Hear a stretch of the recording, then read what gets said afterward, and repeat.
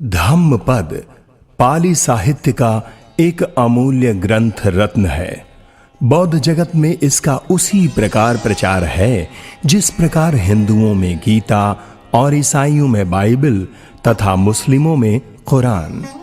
धम्मपद में कुल 423 गाथाएं हैं जिन्हें तथागत बुद्ध ने बुद्धत्व की प्राप्ति से लेकर महापरिनिर्वाण पर्यंत समय समय पर विभिन्न विनेय जनों के अध्याशय, अभिरुचि एवं भिक्षुओं के द्वारा समय समय पर उपस्थित समस्याओं के समाधान स्वरूप उपदिष्ट की हैं।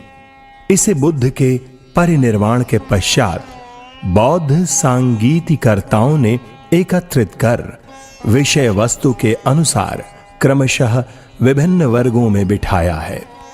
धम्मपद 26 वर्ग और 423 गाथाओं में निबद्ध है। न तेन होति धम्मट्ठो येन तं सहसनये यो च तं अनर्थं च उभो निश्चय्य पंडितो असाहस्येन धम्मेन समेन नयति परे धम्मस्य गुप्तो मेधावी धम्मट्ठोति पवोच्यति। अर्थात बिना विचारे यदि कोई न्याय करता है तो न्यायाधीश नहीं।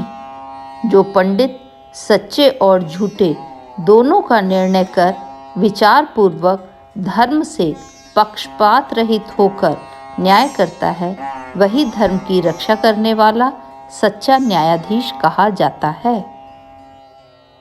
न तेन पंडितो होति यावता बहु भासति खेमी अवेरी अभयो पंडितोति पवोच्यति। अर्थात बहुत बोलने से कोई पंडित नहीं होता, प्रत्युत जो क्षेमवान, अवैरी और निर्भय होता है वही पंडित कहा जाता है। न तावता धम्मधरो यावता बहु भासति यो च अपंपि सुत्वान् धम्मं कायेन पश्यति सबे धम्मधरो होति यो धम्मं नपमज्जति। अर्थात बहुत बोलने से कोई धर्मधर नहीं होता, प्रत्युत जो थोड़ा भी सुनकर धर्म का नाम से साक्षात करता है और जो धर्म में प्रमाद नहीं करता वही धर्मधर है। न तेन थेरो होति येनस्य फलितं शिरो परिपक्को वयो तस्य मोगजिन्नोति वोच्यति। अर्थात सिर के बाल पकने से कोई स्थविर नहीं होता, केवल उसकी आयु परिपक्व हो गई है, वह तो तुच्छ वृद्ध कहा जाता है। यम्मि सत्यं च धम्मो च अहिंसा संयमो दमो सवेवन्तमलो धीरो थेरो यति पवोच्यति। अर्थात जिसमें सत्य, धर्म, अहिंसा, संयम और दम है वही विगतमल, धीर और स्थविर कहा जाता है।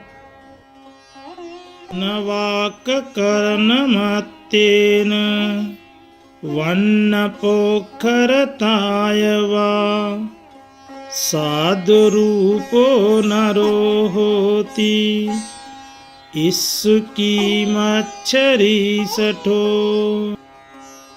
अर्थात ईर्ष्यालु, मत्सरी और शठ पुरुष वक्ता या रूपवान होने मात्र से साधु रूप नहीं होता। यस्य चेतं समुच्छिन्नं मूलघच्चं समूहतं सवंत दोषो मेधावी साधुरूपोति उच्यते। अर्थात जिसका यह रूप बिल्कुल जड़ से उच्छिन्न हो गया है, समूल नष्ट हो गया है, वही द्वेष रहित मेधावी साधु रूप कहा जाता है। न मुंडकेन समनो अब्बतो अलिकं वनं इच्छा अलोभ समापन्नो समनो किं भविष्यति। अर्थात जो व्रत रहित मिथ्याभाषी है वह मुंडिक होने मात्र से श्रमण नहीं होता। इच्छा लाभ से भरा पुरुष क्या श्रमण होगा। यो च समेत पापानि अनुथूलानि सब्बसो समितत्ता हि पापानं समनोति पवुच्यति। अर्थात जो छोटे बड़े पापों को सर्वथा शमन करने वाला है, पाप को शमित होने के कारण वह श्रमण कहा जाता है। न तेन भिक्खु होति यावता भिक्खते परे विस्सं धम्मं समादाय भिक्खु होति न तावता। अर्थात दूसरों के पास जाकर भिक्षा मांगने से कोई भिक्षु नहीं होता और न तो भिक्षु होता है विषय धर्म को ग्रहण करने से। योद पुण्यंच पापंच बाहित्वा ब्रह्मचर्या वा संखाय लोके चरति सवे भिक्खूति उच्यति। अर्थात जो यहाँ पुण्य और पाप को छोड़ ब्रह्मचारी बन ज्ञान के साथ लोक में विचरता है वह भिक्षु कहा जाता है।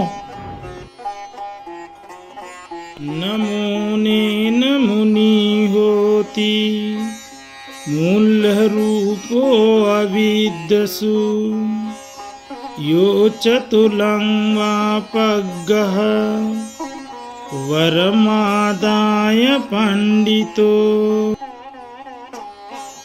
पापानि परिवज्येति समुनीतेन सो मुनि यो मुनाति उभो लोके मुनीतेन पवुच्यति।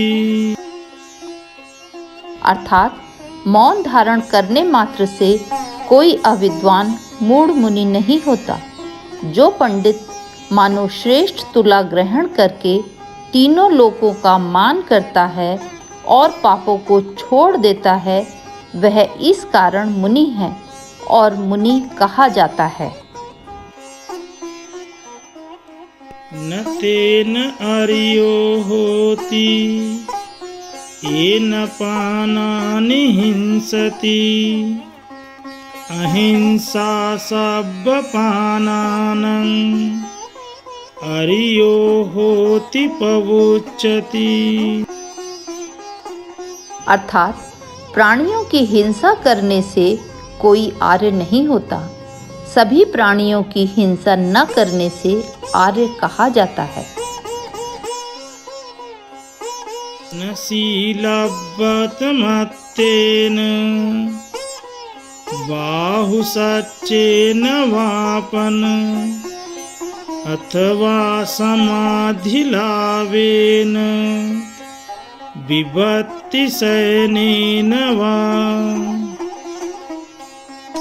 फुसामिनेखं सुखं अपधुज्येन सेवितं भिक्खुविश्वासमापादि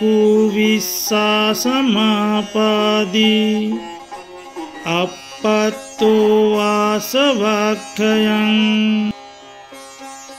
अर्थात न शील और व्रत के आचरण मात्र से, न बहुश्रुत होने से, न समाधि लाभ से या न एकांत में शयन करने से अथवा न पृथक जनों द्वारा अप्राप्त अनागामी के सुख का अनुभव कर रहा हूँ सोचने मात्र से दुख थोड़े होता है। भिक्षु, तब तक विश्वास न करो जब तक आश्रवों का क्षय न हो जाए। तथागत से यही प्रार्थना है कि जो भी इस धम्म पद को सुने उनमें अनित्यता और अनात्मता आदि का बोध हो और अंततोगत्वा वे बुद्धत्व को प्राप्त हो। ये संसार ये आर्य जनों से सदा भरा रहे तथा आध्यात्म सद्बुद्धि को प्राप्त करे। संसार सुखमय एवं शांतिमय हो, यही मंगल कामना है। साधु साधु साधु।